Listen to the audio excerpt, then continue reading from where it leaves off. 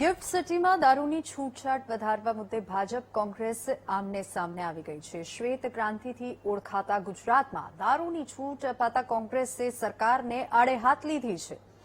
દારૂ અને ડ્રગ્સના કારણે ગુજરાતનું યુવાધન બરબાદ થઈ રહ્યું છે। મનીષ દોશીએ નિવેદન આપ્યું છે અને કોંગ્રેસ દારૂના નવા નિયમો પર રોક લગાવવાની માંગ કરી રહી છે। કોંગ્રેસના પ્રહાર પર ભાજપ નેતા શ્રદ્ધા રાજપૂતે પ્રતિક્રિયા આપી અને કોંગ્રેસ દુષ્પ્રચાર કરી રહી હોવાના શ્રદ્ધા રાજપૂતના આરોપ છે અને બહારથી આવતા ઉદ્યોગકારોની સરળતા માટે નિયમોમાં ફેરફાર કરાયો હોવાનું જણાવ્યું। તો ગિફ્ટ સિટીમાં દારૂની છૂટછાટ મુદ્દે ભાજપ અને કોંગ્રેસ આમને સામને આવી ગયા છે। આ સાથે જ ગિફ્ટ સિટીમાં દારૂની છૂટછાટ વધારવા મુદ્દે ભાજપ અને કોંગ્રેસના એકબીજા પર પ્રહાર જોવા મળી રહ્યા છે। ગિફ્ટ સિટીમાં દારૂની છૂટછાટ મુદ્દે આ સમાચાર।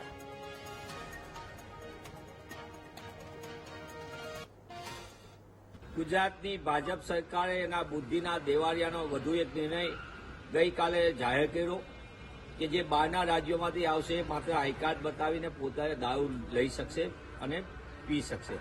મને એમ લાગે છે કે આધાર એવો આપે છે કે ગુજરાતમાં દારૂની બંધી હોવાના કારણે વેપાર ધંધા અટકે છે, પ્રવાસીઓ અટકે છે અને દારૂની છૂટછાટ આપીએ તો વેપાર પણ વધે અને મોટા મોટી કંપનીઓ પણ આવે ને સાથે સાથે પ્રવાસીઓ પણ વધે। પણ લાંબા સમયથી કરોડો રૂપિયા સરકારી તિજોરી પ્રજાના પૈસે એમઓયુના નાટક કરનારી ભાજપાના ભ્રષ્ટ શાસકોના પાપે ગુજરાતના સંસાધનો લૂંટાણા। જે ગુજરાત શ્વેત ક્રાંતિના કારણે એટલે કે દૂધના ટેન્કરથી ઓળખાય એ ગુજરાતમાં આજે દારૂના ટેન્કર અને કન્ટેનરો ઠલવાઈ રહ્યા છે, એ દુઃખની બાબત છે।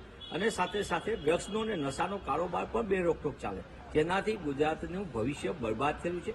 ત્યારે હું કોંગ્રેસ પક્ષ તરીકે માંગ કરું છું કે ભાજપાની નિષ્ફળ સરકાર, ભ્રષ્ટ સરકાર બુદ્ધિના દેવાળા ઉપર રોક લગાવે।